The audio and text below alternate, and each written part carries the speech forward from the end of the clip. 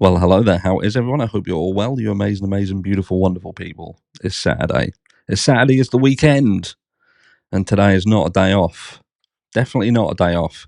As we continue in our quest to get to, I just think it's wrong to say get to the bottom of, because we may have already got to the bottom of the Jay Slater case. Who knows? What we do know is that in order to accept the story that's being pushed out, there are some questions that some of us are not completely comfortable with accepting that they are the answer. And you're looking absolutely amazing, by the way, I must add. So, look, we're just going to have a quick look at this article before we talk about one of, I think, the biggest kind of queries around the Jay Slater case and whether this could have actually been something that happened and led to his demise. It'll all make sense as we continue. So Jay Slater has been laid to rest, but conspiracy theories surrounding his death have not. Last week, Jay Slater was buried during a packed-out funeral, but it seems the conspiracy theories are very much alive as sleuths continue in their relentless quest for the truth. That's how they're putting it, the truth. At the end of the day, we don't know what's the truth, do we? We don't know. We've been told a version of events for us to accept, but there's just some uncomfortable truths around that. Today marks 1 week since Jay Slater was laid to rest in a burial attended by hundreds. But wild theories surrounding his death are very much alive and thriving on the internet. The 19-year-old Lancashire teen's body was found in a mountainous ravine 5 weeks after he vanished after attending a rave in Tenerife in June. Can I click on that and get rid of it? Yeah. While many online sleuths were quick to offer their conspiracy theories, an autopsy revealed. But let's just look at this for a second, right? Let's just come out of this. Like, it's a little bit unfair to say that, the internet sleuths were offering their their thoughts and feelings, their conspiracy theories. That's not how this was playing out. What you actually had was people close to the family, supposedly working alongside the family. I'm not mentioning any names, Mark Williams Thomas, but they were the ones who were claiming that they were speaking to people, they were getting involved and doing these interviews, and it was highlighting these connections to different things. And that's what fed that fire. And I've spoken about this multiple times, but you've got mainstream media still trying to shit on social media as if they were the ones who perpetuated the rumors. At the end of the day, the way social media works is we get information off of the internet. A lot of that comes, whether it be from people who are around these cases, which we're going to touch on in a second. We will speak about the video, like with Jay Slater and the beach video and all of these sort of things. But what happens is when a crime like this happens, people will then start scouring what is being posted, what is everywhere, what is in all of the little crevices of social media, what can be found, what can be brought to the stage to be shown to people. But in the Jay Slater case, a lot of the information was coming from ground zero. So, and that's what people had to work with. So it weren't that people were just making, don't get me wrong, there are people that make shit up, Joseph Morris.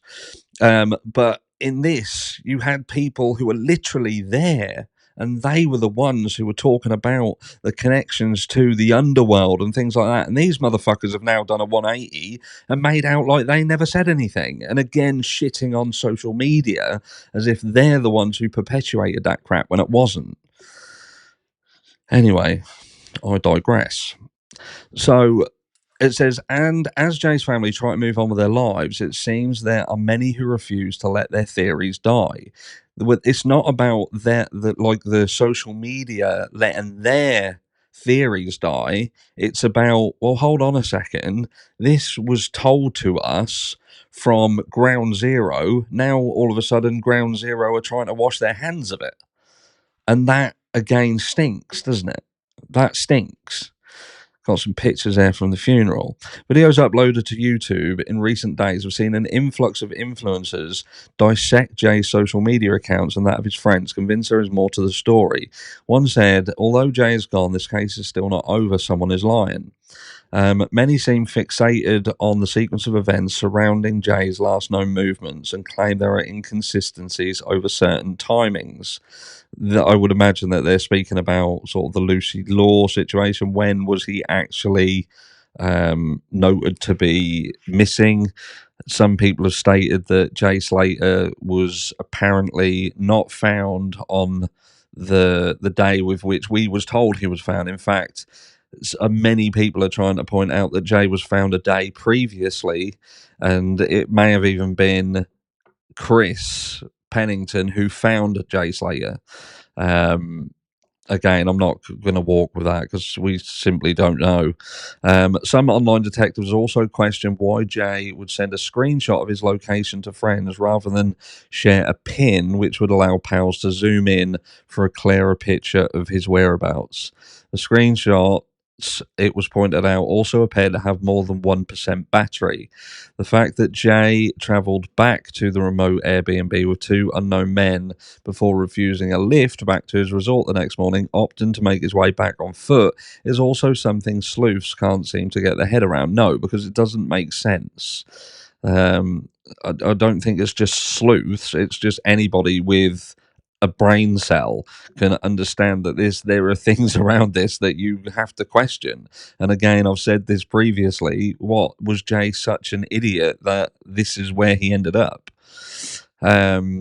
It just doesn't make sense. As one said, they tried to retrace his journey from Playa de las Americas resort to the accommodation in Masca. One viewer commented, I'm so happy that so many of us are still pursuing justice for Jay Slater. The lad just didn't deserve this. Another wrote, keep it up. The detectives rarely fumbled this one. We appreciate your work. We deserve the truth, another added. Which, again, this statement here does hold some credence when you consider that before Jay Slater had even been found, the detectives, the people, again, at ground zero, had deemed potentially the last people that had seen Jay Slater alive to be irrelevant to the investigation. How do you do that? How is that even done unless you have already decided how you're going to conclude this out? And this is why when people turn around and speak about a drug debt, for instance, with respect to Jay Slater, was this something that had spiraled out of control over the course of the evening? We've seen videos. People were sending me links to videos yesterday in emails that show these videos. Now, the downside is the beach video where someone's being attacked. You don't know if that's real or not.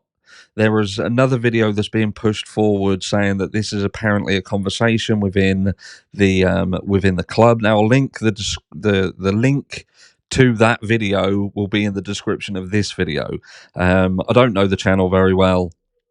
I've seen it crop up a couple of times. I don't offer any credence to it, but equally, I can't offer to say nothing in there is accurate, because what we see around these cases, and we see it all the time, is that people start to make up videos. They will find videos that kind of fit the storyline here, and they will try and attach it. Again, we saw this with Joseph Morris with the Idaho 4 case, in that he had found a segment of audio that was able to be dropped into the Idaho 4 case and played out like it was audio from the night of that atrocity.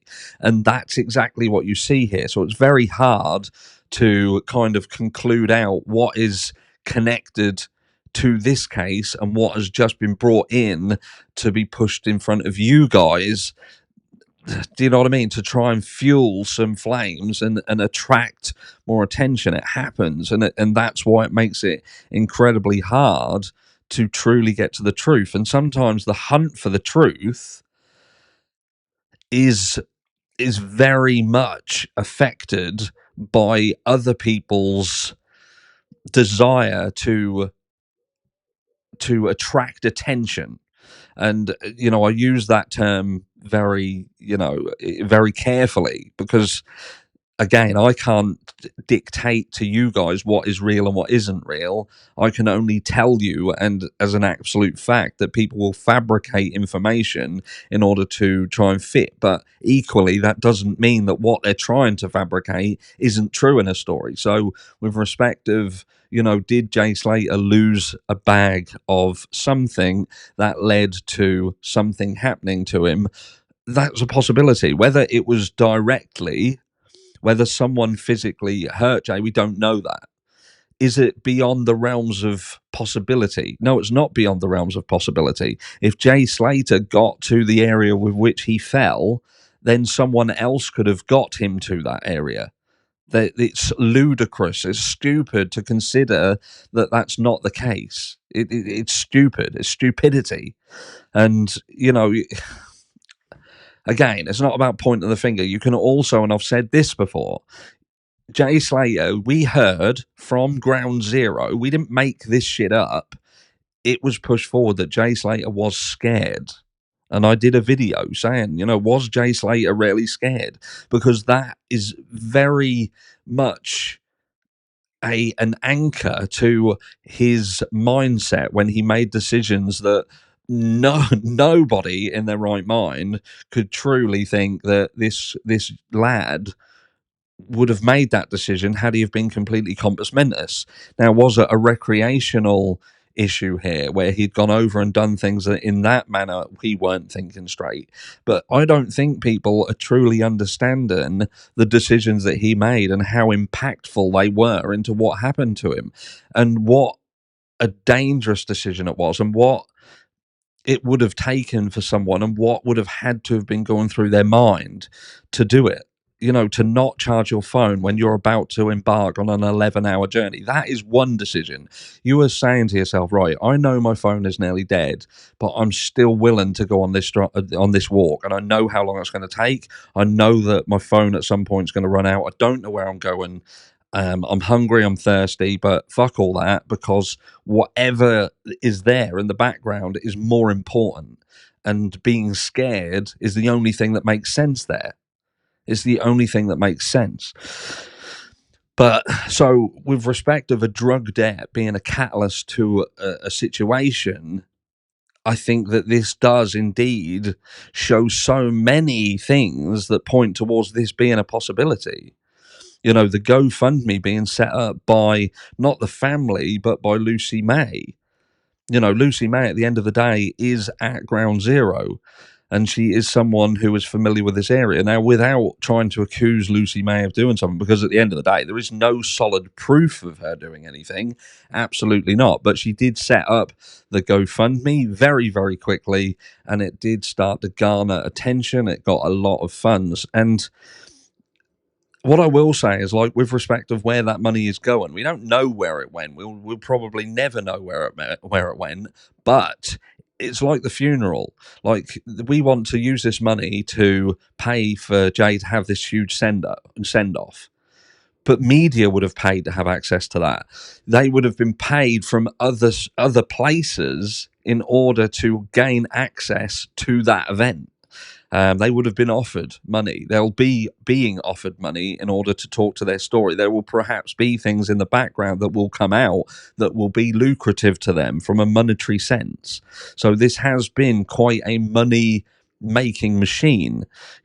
Social media is making money off it. I'm made money off this. Believe it or not, there isn't a lot of money to be made from a social media perspective on the Jay Slater case, because the ad revenue is incredibly low with respect of Jay Slater content. So I don't think we're like Scrooge McFucking Duck diving into our vats of cash, because it just ain't, it don't work that way. But yeah, with respect of this case, so, where do we go? It says, while one said, I love how you are not letting this case go. Critical thinking is so necessary. Something just isn't right. And I think that's the overall story, isn't it? And it just goes on to say what happened, and we know what happened, where he was. But, my thoughts and feelings, like, some people have been commenting and saying, you're ignoring this, you're ignoring that there's this debt and this thing happened. I'm not ignoring it. In fact, I think that that is the only thing that makes a huge amount of sense. And that with that in mind, there is a lot of incentives for those around this to try and disconnect from that theory, to try and make out like that isn't it, because of the attention that would draw into the area. It would potentially affect business. And it's like the Idaho 4 case, and the way the University of Idaho got involved in the Idaho 4 case, because they knew that it was going to affect business. And entities do that. If they feel that there is going to be a situation that could affect them and they have skin in the game, then there's a reason for them to try and advocate for this being this person's problem. It's like Brian Koberger being accused of the Idaho 4. Even though some people think he's guilty, some people think he's not, there is a thought process in many people's mind that understand that Brian Koberger, coming from outside of Moscow, Idaho, and being this evil from out coming in, it's good for business rather than the alternative. But Jay Slater, was there something in the background? That's the huge question. We don't know.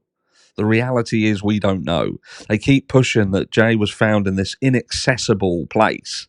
Well, yeah, he ended up in an inaccessible place. And was that the entire point, to put him in a potentially inaccessible place? But let's not fucking ignore the fact that before he ended up at that inaccessible place, he walked to an accessible one. The question is, did he walk there alone? Or did he end up there because of a certain mentality that was going through his mind that had been exacerbated by something that had happened in the hours leading up to it? Let me know down below, and I'll catch you all in the next one.